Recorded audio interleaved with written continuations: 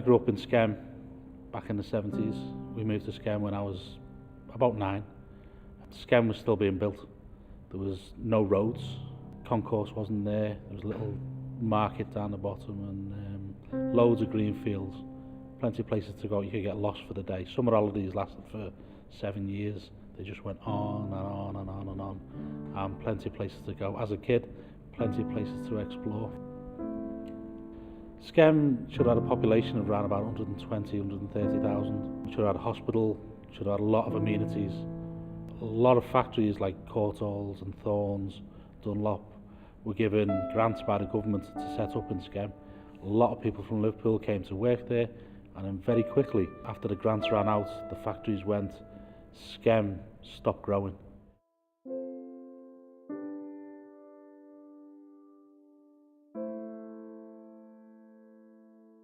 I started down a negative path. 14, 15, 16, I was part of a gang. Done a few things that I can't say I regret, but if I had my time again, I probably wouldn't change anything. I became a youth worker when I was 25, 26, and I think when kids have said to me, "What do you know?" Well, I actually know quite a bit. I always knew I was meant for something better. I always knew there was something more.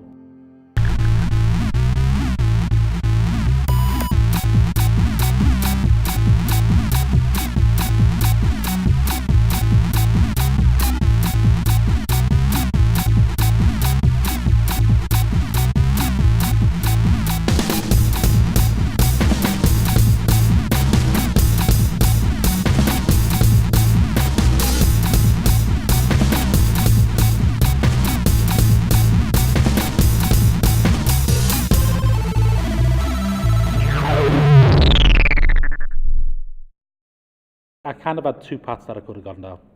I could have stayed on the path of gangs, fights, stealing cars and all that type of stuff, or I can go down this path now.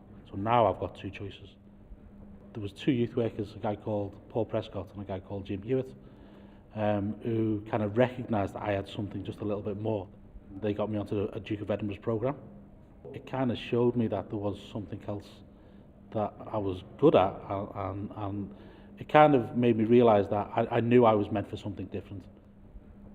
I was a senior worker working for the youth service in File and Wire, and I was working with young people that were really, really good at graffiti, but we're never going to be teachers, we're never going to be rocket scientists. We're probably getting kicked out of school, or we're already kicked out of school. So I went to the youth service and said, like, these kids are really, really good. They're so good. They're better than the organisations. Why aren't we paying these kids to work in their area, their locality, and show their peers that they can actually do something and really achieve something? I got pulled into the office, I got a good telling off, I got disciplined, and I was told that I would never get any work with the youth service. To this day, those young people that I initially set up for are still working for us. They've just set up their own print company up in Blackpool, two of them. We've just supported them to get that done, and whenever we do commissions and we need artists, they're the artists we pay. That's how Youth Inc came about. I give them an opportunity. I don't make them do what we do. I don't stop them from doing what they do. But there comes a point where they have to make a choice, and the choice is: do you take this path where you get commissions, you get paid to do something you're really good at, or do you go down the other path and you keep tagging, you keep doing the antisocial stuff, and you get nicked, you end up with a fine, you end up in prison.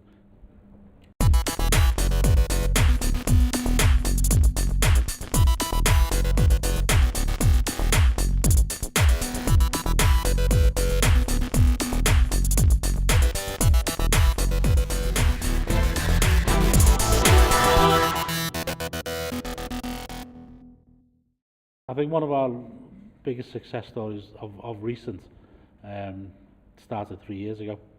I was at a party and I was talking to some people about what I did and working with young people and doing graffiti and empowering them, and this one says, "Oh, my nephew does graffiti, he's a good graffiti artist."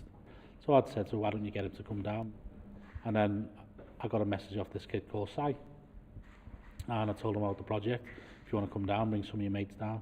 I heard about a project that was going on, so I messaged Gary, and then he told me where to turn up and what to do and stuff, so I went down.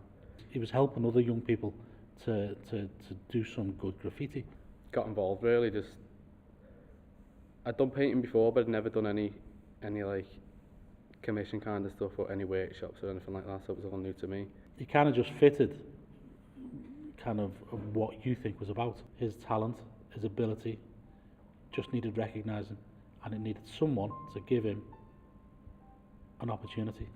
I don't often give praise because I think by overpraising people it becomes worthless. And I suppose one day I'll tell him how good he's doing, but I don't want him to know yet. I still want him to achieve more. I think back then, because as an artist or as a graffiti artist or any kind of creative, you have an opinion, you have a very strong opinion of what you do. And I think back then, I really didn't like people telling me how to paint or what to paint and stuff like that.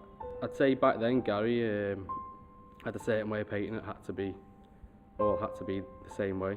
And I wanted to do what I wanted to do at the time, which probably thinking back then, I probably had some silly ideas. Like, we've both grown together in the ways that we work and how we work. Over the past 3 years, like everyone else, I've been through a lot of ups and downs and stuff.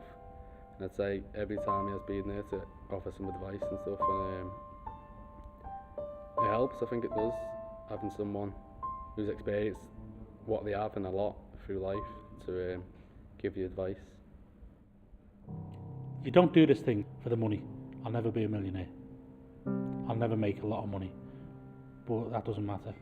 Because when I see people like these guys who 3 years ago were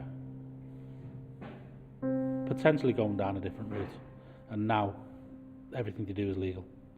They don't do anything illegal in terms of the graffiti and the artwork that they do.